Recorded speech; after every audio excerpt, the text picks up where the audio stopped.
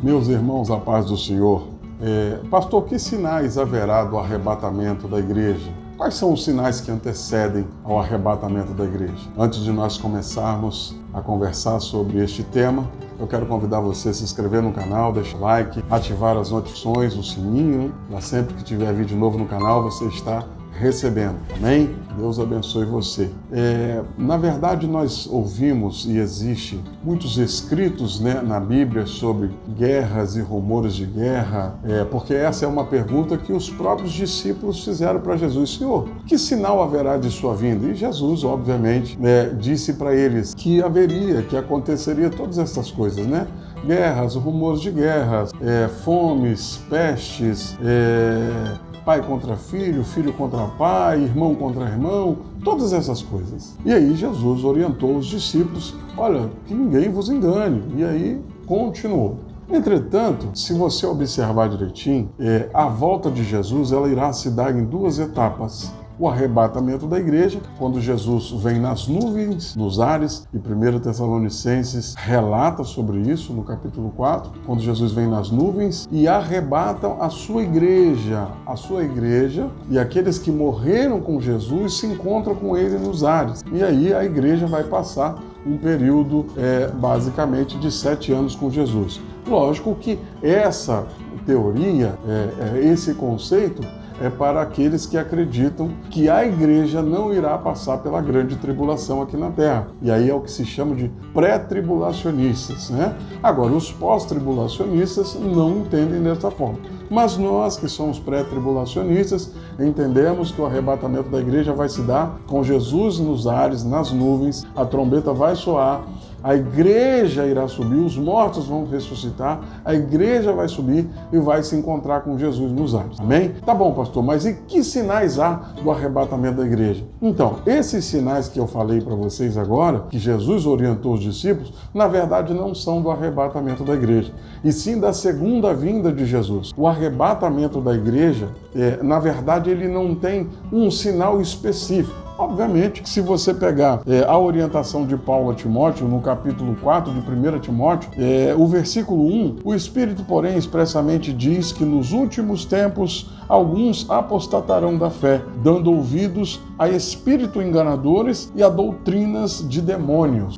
Se você partir desse princípio, desse escrito de Paulo, e aí tem alguns outros, você pode entender isso aqui sim como um sinal. É especificamente um sinal do arrebatamento da igreja? Não, não é. Não está escrito como um sinal. Jesus não orientou como um sinal. E aí eu vou explicar a você daqui a pouquinho. Só um minuto que eu já explico a você por que Jesus não orientou. Jesus orientou para que o Espírito Santo orientou Paulo para que ele escrevesse para Timóteo isso daqui, porque era o que iria acontecer nos últimos dias. E aí, se você olhar, por exemplo, o que os pastores, o que a liderança, o que alguns pregadores têm feito, o que eles têm ensinado, você vai se pautar exatamente nessa doutrina de demônios. Doutrina que a Bíblia diz que é pecado, e alguns pregadores, alguns pastores estão desviando o seu conceito bíblico para atender vontade de pessoas. E aí nós podemos dizer, por exemplo, já tem pastores dizendo para jovens que não tem problema nenhum deles dormirem um na casa do outro, que isso não é problema. A fornicação não é mais pecado se eles têm um propósito de casamento, aquele irmãozinho que gosta de tomar um gole, os pastores, alguns obviamente, alguns da liderança estão dizendo, alguns pregadores, não, meu irmão, não tem problema nenhum, pode beber a sua cervejinha, pode beber a sua cachaçinha, isso não irá influenciar. Doutrinas de demônio. Outro dia eu estava ouvindo umas pessoas dizendo que aquela moça que morreu, que era a rainha do sertanejo, não sei o que lá da sofrência, gente, me perdoe, eu não conheço a fundo essas coisas, estavam dizendo que porque aquela moça cantou ou cantava algumas músicas gospel, porque ela veio do mundo gospel, que aquela moça não, era uma ótima moça, não estou discutindo aqui o caráter de ninguém, tá? Nós estamos falando dentro do conceito cristão, que não tinha problema nenhum, que inclusive ela tinha saído da igreja, aí eu vi o depoimento dela, ela tinha saído da igreja por causa de algumas coisas que alguns pastores ou o pastor, que era pastor dela e da mãe dela, tinha feito de errado, não vou entrar no mérito porque eu também não sei o que é, até porque ela não relatou, pode até ser que a mãe dela diga agora, né? Mas assim, aí por causa disso, não, ela está nos braços do pai. Gente, não é o que a Bíblia ensina, não é o que a Bíblia orienta. Existem uns cantores aí que eles continuam exercendo a profissão deles de cantar música secular, e eles são membros de determinadas igrejas. Pastor, mas isso é doutrina de demônio?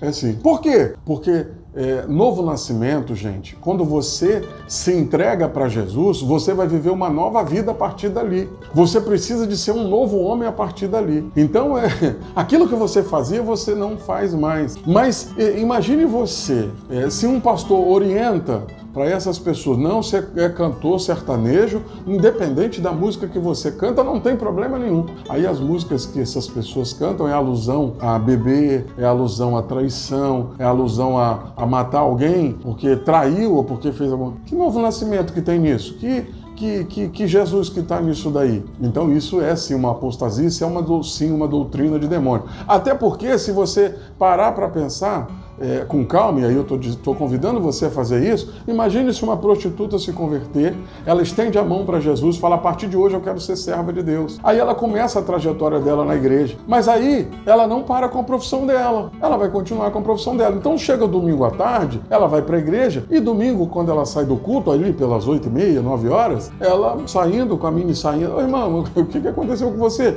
Que roupa é essa? Estou indo trabalhar, irmão. Ué, eu preciso defender o leitinho das crianças, o dízimo que eu devolvo. Que novo nascimento que houve nisso daí, gente? Fala sério. É sério mesmo isso? Então, quer dizer, se você autoriza um cantor sertanejo, ou de pagode, ou qualquer um, a continuar com a profissão dele e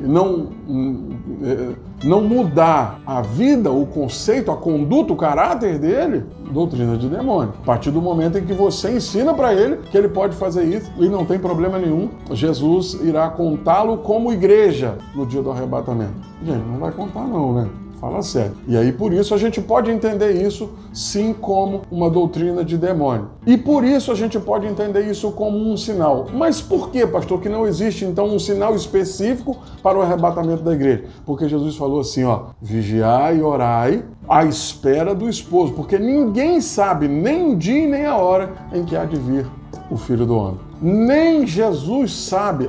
Mas existem alguns teólogos com algumas conversas que Jesus disse isso quando estava aqui. Gente, não é o que a Bíblia está dizendo. A Bíblia está dizendo que Jesus disse que ele não sabia a hora e nem o dia, que nós deveríamos estar preparados. Então não existe. Não existe um sinal específico para o arrebatamento da igreja. O que Jesus disse era para que nós estivéssemos preparados, para que quando o arrebatamento da igreja acontecesse, nós não fôssemos pegos desprevenidos e perdêssemos nossa salvação. Então, não existe um sinal específico, mas a gente pode entender isso como sinal, e existem outras passagens bíblicas que deixam essa margem para nós. Mas o que a igreja precisa fazer é estar preparado, esperando o toque da trombeta, porque Jesus breve virá buscar o seu povo. Amém? Deus abençoe você em nome de Jesus.